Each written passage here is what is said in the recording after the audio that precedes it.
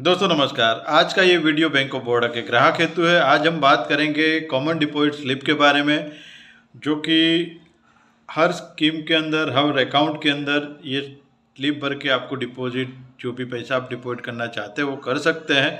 लेकिन फिर भी बहुत सारे ग्राहकों को ये स्लिप भरनी नहीं आती और कुछ ऐसे महत्वपूर्ण पार्ट्स है इसके अंदर जो ग्राहक भरते नहीं है और भविष्य में डिस्प्यूट होने पर उस पार्ट को बहुत ही महत्वपूर्ण माना जाता है। तो आज इस वीडियो के माध्यम से आपको पूरी जानकारी मिलेगी।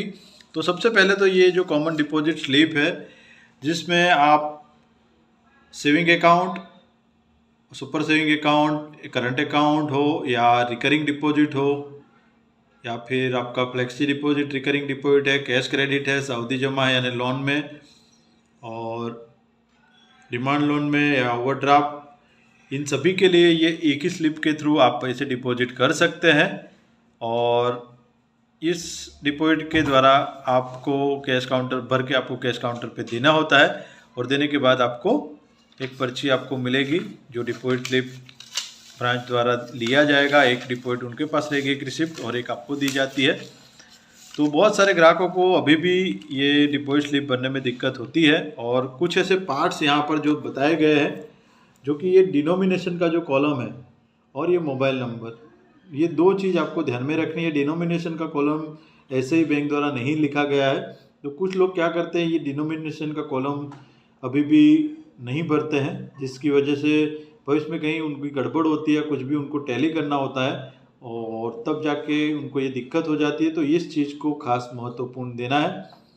सबसे पहले तो आप हमारे DSA चैनल पे नए हैं। वीडियो आगे स्टार्ट करने से पहले आपको बताना चाहूँगा, अगर आप हमारे DSA चैनल पे नए हैं, फर्स्ट टाइम विजिट कर रहे हैं, तो चैनल को सब्सक्राइब करके बेल आइकन पे क्लिक कर लीजिए, ताकि BC रिलेटेड या बैंक ऑफ बड़ौदा के ग्राहक रिलेटेड जो भी वीडियो बनाओ आप तक सबसे पहले पहुँचे। वीडियो अच्छा लगा है तो उसको लाइक करिए, शेयर करिए, अन्य BC ग्रुप में या कस्टमर ग्रुप में डालिए ताकि उनको भी जानकारी मिले। तो सबसे पहले तो देखिए, ये पार्ट है जो कि कस्टमर पार्ट ये कहा जाएगा। तो ये कॉमन डिपॉजिट स्लिप है और ये ब्रांच से आपको मिल जाएगा, कोई भी BOB की ब्रांच से। सबसे पहले तो आपका सेविंग अकाउंट है, करंट अकाउंट है, कोई भी अकाउंट है, लोन है, तो आप किसी भी ब्रांच के अंदर जाकर डिपॉजिट कर सकते हैं। तो उसके लिए आपको आपकी होम ब्रांच जाने की आवश्यकता नहीं है। हाँ, आप जब भी डिपॉजिट करो तो कुछ अमाउंट तक फ्री होता है और उसके बाद चार्जेबल होता है, महीने में कुछ डिपॉजिट अमाउंट फ्री रहती है अदर ब्रांच से। तो उस चीज़ को आपको ब्रांच से पूछ लेना है, नहीं तो चार्ज कटने पर आपको दिक्कत हो सकती है। तो सबसे पहले तो यहाँ पर देखिए, ये डेट लिखा हुआ है। तो जब आप डेट डिपॉजिट करने जाते हो उसकी तारीख यहाँ पर लिखनी है। जो भी आप लिखे स्पष्ट अक्षरों में ब्लैक पेन से, खास ध्यान में रखें कि ब्लैक पेन से लिखे तो बहुत ही अच्छा है। यहाँ पे आपका अकाउंट कौन सी ब्रांच में है वो ही लिखना है। उसके बाद आपका फुल नेम पूछा जा रहा है, तो यहाँ पर जो आपके बैंक पासबुक में या चेकबुक में जैसे नाम है वैसे ही आप लिखिए। आपका अकाउंट नंबर जो 14 डिजिट का है वो यहाँ पर लिखना है। यहाँ पर वर्चुअल अकाउंट है तो ये नंबर लिखना है, नहीं है तो छोड़ दीजिए। यहाँ पे टाइप्स ऑफ अकाउंट लिखा है, तो सेविंग है तो SB1 SBA करिए, करंट है तो करंट लिखिए। उसके बाद यहाँ पर आपको कितना रुपया डिपॉजिट कर रहे हैं, सपोज़ कि आप 10,000 रुपये डिपॉजिट कर रहे हैं तो यहाँ पे 10,000 लिखना है। यहाँ टोटल में भी 10,000 करना है। यहाँ पर आपको शब्दों में लिखना है, वर्ड्स में, तो 10,000 या अपनी लोकल लैंग्वेज में लिख सकते हैं। तो ये पार्ट आपका यहाँ पर हो गया। अब सामने देखते हैं, तो यहाँ पर डिपॉजिट ब्रांच, तो कौन सी ब्रांच में डिपॉजिट करते हैं वो लिखना है। तो मान लीजिए कि आप वागोड़िया रोड पे डिपॉजिट कर रहे हैं, मांडवी में कर रहे हैं, तो उस ब्रांच का यहाँ पर नाम लिखना है। यहाँ पर आपका अकाउंट किस ब्रांच पे है वो लिखना है। यहाँ पे आपको डेट पूछी जा रही है, तो जिस डेट को आप डिपॉजिट कर रहे हैं वो डेट लिखिए।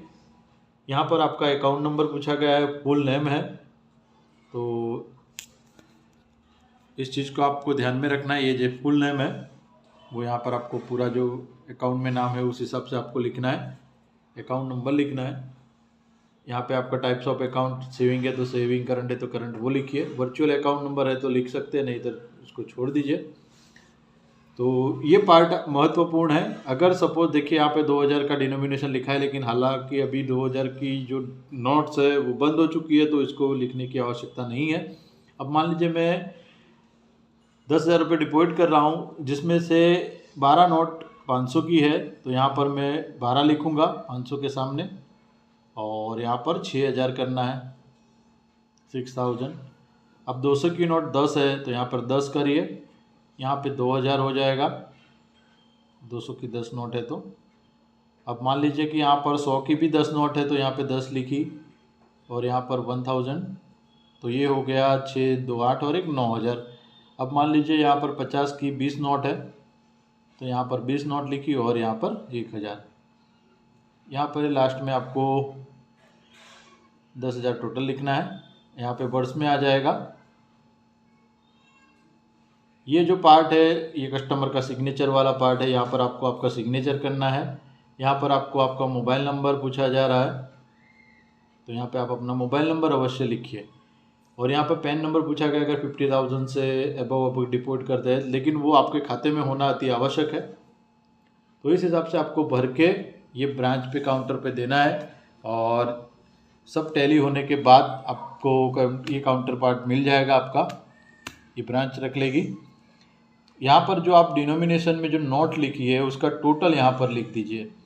जैसे कि 12 नोट 500 की है, 20 नोट 50 की है, 10 नोट 100 की है, 10 नोट तो ये 40 50 और 52 नोट, तो यहाँ पर आप 52 नोट लिख दीजिए, ताकि उनको भी ये काउंटिंग मशीन के अंदर डालना होता है कंप्यूटर के अंदर कि कितनी नोट आपने दी। जब भी कभी आपका डिस्प्यूट होगा, कभी आपको टैली करना होगा, कोई आपको लगता है कि आपके अकाउंट में गलत हुआ है, तब जाकर ये रिपोर्ट, ये स्लिप जब आप डिमांड करेंगे वहाँ पर से, तो आपको ये स्लिप दिखाया जाएगा। तब अगर आपने ये नहीं लिखा है यहाँ पे डिनोमिनेशन जो ये, और सीधा सीधा टोटल लिखा है, तो आपको दिक्कत हो सकती है। लेकिन यहाँ पर ये डिनोमिनेशन अगर आपने सही से ढंग से लिखा है तो इसको आप टैली कर सकते हो, क्योंकि मुख्यतः इसी में ही टैली हो जाता है। तो इसी हिसाब से आपको, इसीलिए बैंक द्वारा बताया गया है, तो आपको ये लिखना अति आवश्यक है।